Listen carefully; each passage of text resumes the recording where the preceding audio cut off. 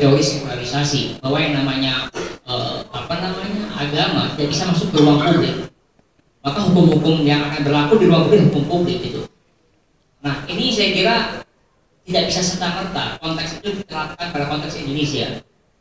Saya ingin melihat bahwa konteks sosiologis masyarakat kita memang punya struktur yang berbeda dan itu punya kemelekatan yang cukup kuat dengan emosi agama.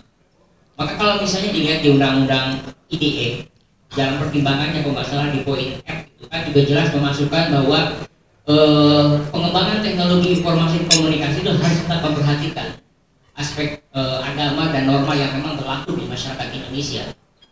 Nah itu mungkin disadari oleh para pembuat undang ini bahwa setiap regulasi yang dilahirkan, yang diproduksi itu tetap harus mempertimbangkan, menghargai nilai-nilai norma yang berkembang di masyarakat Indonesia.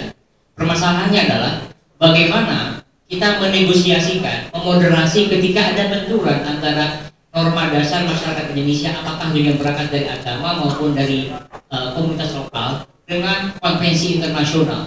Karena kita yang kurang lebih pengguna Facebooknya 10 juta, tidak salah, itu kan latar belakang pendidikannya macam-macam. Ada yang diserang oleh kita mengambil datanya secara snowball, jadi secara acak dan menelusur terus. Jadi 200 berita yang terkategorisasi berdasarkan 8 aspek, yaitu jaringan pendukung, keluarga Jokowi, kepemimpinan, kebijakan politik, ideologi, kemampuan Jokowi, sikap Jokowi, dan latar belakang agama. Dari situ 5 besarnya yaitu pendukung, lalu kepemimpinan, kebijakan politik, kemampuan, dan sikapnya. Oleh media-media daring tersebut adalah simpatisan melakukan intimidasi saat kampanye, kemudian tim sukses dari Jokowi berasal dari kalangan liberal, pelanggar HAM, dan anti-Islam. Kemudian tim sukses juga banyak melakukan kecurangan. Yang kedua, 19,5% kepemimpinan Jokowi. Jadi pemimpinan Jokowi yang lalu-lalu juga dibahas. Berita yang terkaitnya adalah politik pencitraan belusukannya, lalu Jakarta yang rugi dan korup, kasus Transjakarta, lalu Jokowi sebagai alat mega, kalau yang sekarang mungkin isinya boneka itu. Kalau indikatornya itu membangun opini publik atau mengacaukan opini, ya itu sudah cukup berhasil. Jadi tergantung indikator yang dipakainya yang mana. Jadi kalau misalnya dari 200 ini kita tangkap berusaha, misal tujuannya memang untuk menjatuhkan atau menggagalkan, memang tidak berhasil. Tapi untuk membangun opini itu yang berhasil. Ada presentasi. Penapisan. Jadi kalau kita buka ke belakang, sebenarnya sejarah penapisan itu oleh orang Indonesia dan bukan orang Indonesia. Satu, database. Kedua, sistem layanan atau pelaporan komplain atau apapun. Kenapa database kita lihat? Database yang ada di sistem penapisan yang beredar di Indonesia, baik yang terpasang pada perangkat komputer, foto, itu sama sekali tidak diketahui database-nya berasal dari mana. Jadi kita tidak pernah tahu apa sih dari dalamnya, apa sih yang ditapis. Termasuk yang digunakan oleh Telco. Telco itu menyelenggarakan jasa internet yang kapasitasnya besar. Itu mereka menggunakan sistem yang dibawa dari luar negeri. Database-nya kadang-kadang ngacau. Kasus yang paling ramai dulu itu kasus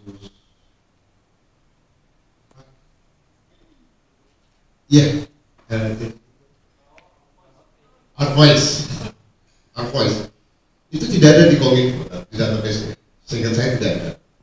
Tapi kok bisa ada di sistem yang digunakan oleh provider internet tersebut? Kenapa bisa? Ternyata database itu digabung dengan database yang digunakan dari luar sana. Soalan yang sekarang muncul itu sebenarnya merupakan refleksi atas pertanyaan mengenai ada atau tidak aturannya, perlu atau tidak diatur, kalau diatur batasannya seperti apa. Dan menurut saya ini persis seperti ketika di situasi offline kita punya periode tahun 70-80-an dalam konteks kebebasan berekspresi, di mana salah satu focal point dan fokus utama pada waktu itu adalah kebebasan berekspresi melalui jaminan kebebasan pers dan media, karena dianggap dia merupakan satu pilar yang bisa mempertahankan demokrasi. seperti ini, peran mainstream media itu beralih ke non mainstream media dengan perkembangan ICT, di mana semua orang kemudian menjadi aktor yang aktif dan menjadi narator serta penyampai pesan melalui baik daring ataupun melalui media sosial ataupun microblogging atau yang lain-lain. Dengan ekstensi dari pertanyaan yang sama yang waktu itu terfokus pada media. Menggunakan Google, mohon sekali-sekali cek Undang-Undang 12/2005, tapi cek lampirannya. Itu persis wording dan narasinya sama dengan kepentingan yang menjadi hidup bagi kepentingan dan jaminan kebebasan berekspresi. Lalu yang lain pasal 28, meskipun ada perkecualian karena di pasal 28 itu ada pasal 28J mengenai pembatasan. Dan sebagaimana prinsip yang berlaku secara universal, kebebasan berekspresi juga sifatnya tidak absolut, dia boleh dibatasi. Masalahnya adalah persis seperti dikatakan Mbak Eka. Satu, apakah pembatasan itu harus punya implikasi terkait dengan penggunaan sanksi pidana? Artinya kalau orang melewati batasnya, Chat dia di Facebook ini, private ini, diretas, lalu di copy, di print out, dan dilaporkan ke polisi, dan ibu ditahan ya 9 hari. Nah, ibu, pertanyaan saya adalah, apakah setelah kasus ini muncul, ibu masih pasang status di Facebook, masih pasang status di BBM, masih chatting nggak? Rumah tangga. Kemudian di print sama beliau tanpa saya memberi passwordnya. Di print, kemudian di sana dia melihat chattingan saya dengan adik kelas SMP saya yang begitu dekat. Kemudian dia tidak terima dan dijadikan masalah, kemudian diselesaikan dengan keluarga. Sudah selesai. Karena dia tidak puas, ternyata punya rencana tertentu. Dan di 2013 awal, saya laporkan tentang KDRT-nya dia. Kemudian, karena dia jadi tersangka, dia mencari lagi bagaimana caranya kasusnya, ada kasus tandingan dan setelahnya. Kemudian saya dilaporkan bulan Februari 2014. Saya laporkan KDRT-nya 2013 pertengahan tahun. Kemudian dia jadi tersangka, sampai sekarang kasusnya itu tidak diproses, tetap P19. Kemudian kasus saya ini, saya sampai ditangkap sama polisi di Padang. Di Padang, saya tinggal di Bandung, kemudian kan suami saya sudah meninggalkan saya dari 2013 Februari, tepatnya tanggal 25 Februari. Kemudian saya sudah ditinggalkan, kemudian saya diceraikan ke keluarga saya tanpa sepengetahuan saya bahwa saya dicerai. Cuma saya ada telepon dari Padang bahwa kamu sudah saya ceraikan. Hanya via telepon, saya lagi menjemput anak saya ke sekolah. Sampai saya waktu itu saya pingsan di sana. Kemudian saya terima keadaan saya, berarti saya sudah tahu kalau saya mau diceraikan. Setelah itu saya digugat di Pengadilan Agama Bandung. Kemudian saya setelah 3 kali persidangan saya tidak hadir. 2 kali persidangan saya tidak hadir karena saya tidak menerima panggilan. Panggilan ketiga saya datang. Saya kaget. Saya bilang pada hakimnya, kenapa saya di sidang hari ini, kenapa saya tidak punya panggilan. Kemudian saya meminta sidang ditunda. Akhirnya sidang ditunda. Berarti kali sidang keempat gitu ya. Yang ketiga ditunda, 2 kali saya tidak terima panggilan. Keempat, gugatannya itu dicabut. Kemudian dicabut, saya pergi datang ke kantor suami saya ini. Saya pertanyakan di sana, kenapa saya gugatannya dicabut lagi. Kemudian di sana, saya maki-maki di sana.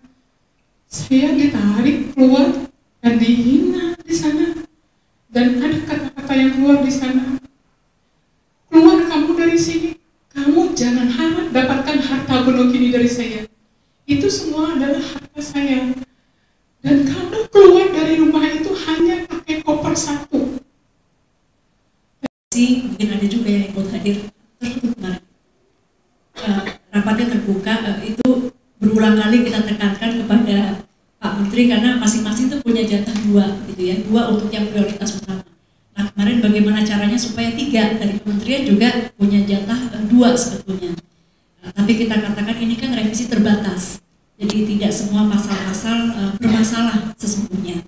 Ada beberapa pasal mulai dari 27 yang paling banyak, kemudian kemungkinan 28, 29 yang mungkin perlu direvisi gitu. Tapi tidak tertutup kemungkinan kalau nanti ada masukan-masukan pasal-pasal yang dianggap mengganggu. Tapi catatan kami saat ini tiga pasal itu tadi, sehingga mudah-mudahan tidak terlalu lama, sehingga akhirnya kita sepakat yang harusnya 2 kita buat 3 dengan memasukkan revisi undang-undang ITE. Disepakati juga bahwa inisiasinya atau inisiatifnya ada dari pemerintah, karena pembahasan undang-undang di DPR itu ada 2 usulan, bisa dari usulan DPR, bisa dari inisiasi pemerintah. Tapi kemudian tidak semerta-merta dapat menyelesaikan masalah kita keseluruhan. Dianggap mematuhi hukum yang tidak sah, ini multitafsir. Ada yang merujuk pada hukum, hukumnya pun beragam. Ada juga yang merujuk pada legalisasi norma-norma agama ke dalam praktek hukum. Misalnya kalau kita bicara tentang penodaan agama atau penistaan agama, siapa yang memberi tafsir? Apa yang menodai, apa yang tidak, apa yang menghina dan apa yang tidak pada agama. Tadi Pak Menteri mengatakan nantilah kita serahkan kepada forum kerukunan umat beragama. Apakah sejauh ini forum kerukunan umat beragama ini memiliki katakanlah ukuran yang jelas? Misalnya terhadap kelompok-kelompok minoritas, ekspresi-ekspresi agama dari kelompok minoritas Ahmadiyah, kemudian Syiah, dan lain sebagainya. Sementara pada sisi yang lain ada hate speech, ada macam pidato kebencian, ada juga pencemaran nama baik dan seterusnya, bahkan kampanye kotor yang tadi Mas Reza dari Bapak sampaikan, hampir seluruhnya beragam. Jadi beragam orang menggunakan media sosial untuk ekspresi-ekspresi yang sah maupun ekspresi-ekspresi yang dianggap tidak sah. Dan secara keseluruhan saya menangkap ketika ekspresi itu memberikan semacam kesan mendukung pada institusi negara, pada otoritas agama, atau pada kelompok individu yang berpengaruh, atau pada narasi mainstream nasionalisme, itu tidak ada masalah. Polisi bersikap kooperatif saja. Tidak ada yang dikriminalisasi, tidak ada yang dituntut ke pengadilan. Tetapi ketika yang terjadi sebaliknya, ekspresi itu menantang narasi mainstream dari agama atau narasi mainstream dari ideologi seperti NKRI di Papua Post diblokir misalnya, karena suara-suara kritis tentang Papua Merdeka, atau menantang seorang politisi elit politik yang sangat berpengaruh seperti Misbakun dilakukan oleh Beni Handoko, karyawan swasta, warga keturunan minoritas misalnya Tionghoa, melawan politisi partai agama, kebetulan pengusaha, kemudian dipenjarakan.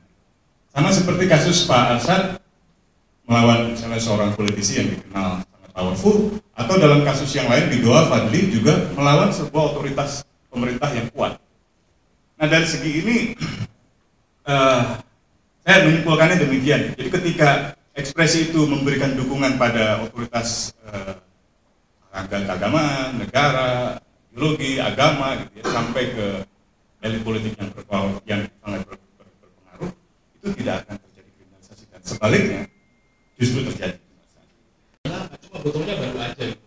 Sarananya bagus, jangannya sudah ada, kemudian grafi, pencemaran nama baik dan lain sebagainya. Lalu kemudian apakah pengaturannya harus dibedakan antara yang konvensional, yang tradisional, dengan yang baru ini, yang dalam jaringan. Nah, perdebatan awal di Amerika dulu itu kan sebenarnya undang-undang yang mengatur tentang kejahatan komputer itu hanya mengatur murni yang terkait dengan kejahatan komputer, ya pencurian data dan lain sebagainya, dan lain sebagainya, tidak mengatur kejahatan-kejahatan yang sifatnya konvensional yang sudah diatur di dalam penal code. Nah, kejadian yang sama itu muncul ketika pembahasan rancangan undang-undang ITE di DPR. Ketika kita membaca naskah awal, naskah akademik undang-undang ITE dan rancangan undang-undang informasi dan transaksi elektronik yang dibahas tahun 2003 di DPR, itu yang muncul semua kejahatan komputer. Tidak ada muncul kejahatan mengenai pencemaran nama baik,